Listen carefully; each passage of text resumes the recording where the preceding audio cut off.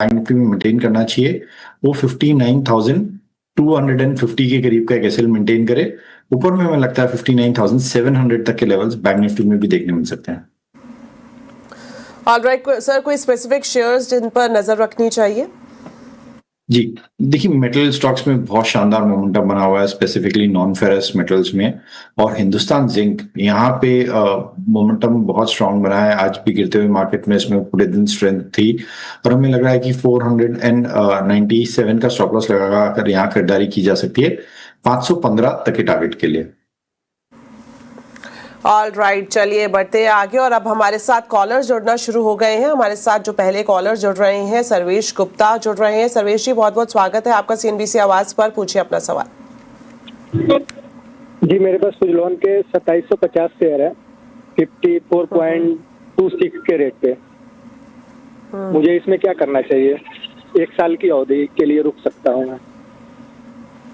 Okay, तो 1 साल के लिए रुक सकते हैं। सुजलॉन एनर्जी में आशीष जी आपकी राय जानना चाह रहे हैं। इनके पास 2750 शेयर्स हैं, 54 रुपए के आसपास इनका परचेजिंग प्राइस रहा है। अभी जो इनके चार्ट में थोड़ा सा नुकसान 1 रुपये 67 पैसे के करीब प्रति शेयर। तो 1 साल में किस तरह से ये स्टॉक मूव करता हुआ दिखेगा? जी देखिए, 1 साल का अवधि तो काफी लंबा हो जाता है डिस्कस करने के लिए, बट यहाँ पे जब से ये स्टॉक एफएनओ में आया हमने देखा है कि सुजलॉन में एक शॉर्टिंग बन रही है और कोई भी पुल बैक आ रहा है तो यहाँ पे हम देख रहे हैं कि शॉर्ट्स क्रिएट हो रहे हैं स्टॉक में। पिछले 4 हफ्तों में भी 12% तक स्लिप हो चुका है और हमें लग रहा है कि यहाँ पे थोड़ा सा कॉशियस रहने की जरूरत है।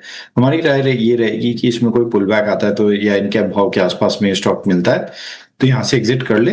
जो इन्हें स्टॉप लॉस मेंटेन करना चाहिए वो 51 का एक स्ट्रिक्ट एसएल जरूर मेंटेन करें।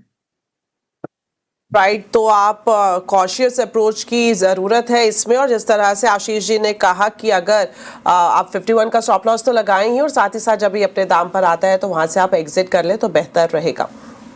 बढ़ते आगे, अब अगले कॉलर हमारे साथ सजल गुप्ता अंबाला से जुड़ रहे हैं। सजल जी, बहुत बहुत स्वागत है आपका सीएनबीसी आवाज पर। पूछिए अपना सवाल।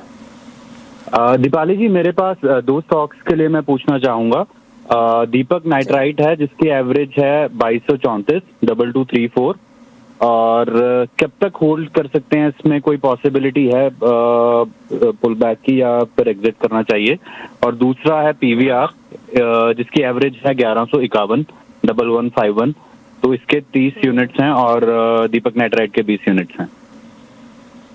ऑल राइट, तो दीपक नाइट्राइट के 20 शेयर्स है, 2234 का इनका दाम रहा है परचेजिंग का। और इसके अलावा पीवीआर पर भी आपकी राय जानना चाह रहे हैं। इनके पास 30 शेयर्स है, 1151 का इनका भाव रहा है।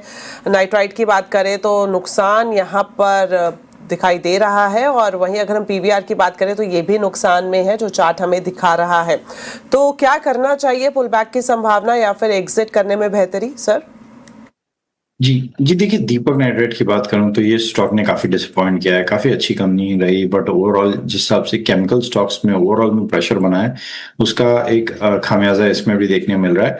स्टॉक अपने 2021 के लेवल्स पे वापस आ चुका है, तो 2021 से लेकर 2025 के जो भी गेन्स थे वो सारे गिव अप हो चुके हैं और हमें लग रहा है कि इन लेवल्स पर अब एग्जिट नहीं करना चाहिए। एक स्ट्रॉन्ग सपोर्ट एरिया पे आ चुका है ये स्टॉक और अगर फंडामेंटली भी बोलूं तो इन लेवल्स पे काफी अट्रैक्टिव लग रहा है, बट ओवरऑल चार्टिकली स्टॉक में जरूर प्रेशर बना हुआ है तो नीचे का एक स्टॉप लॉस जरूर मेंटेन करे 1480 का। ऊपर में हमें लग रहा है शायद यहाँ पे 1500 के आसपास में इसमें एक बेस या सपोर्ट देखने मिल सकता है और वापस ये स्टॉक बाउंस बैक देके 1700 तक के जोन दिखा सकता है।